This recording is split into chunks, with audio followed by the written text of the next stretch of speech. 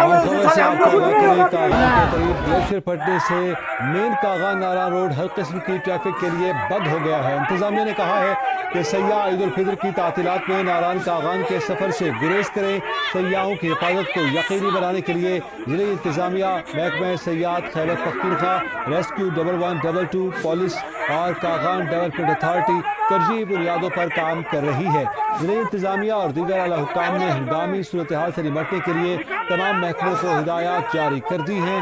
आपको बता रहे हैं कि कागान नारायण जो है वो इस वक्त ट्रैफिक के लिए बंद कर दिया गया है। हंगामी सूरत हाल में सयाहती हेल्प लाइन पर भी रब्ता कर सकते हैं। कागान के करीब ग्लेशियर फटने से मेन कागान नारायण रोड हर किस्म की ट्रैफिक के लिए बंद कर दिया गया है।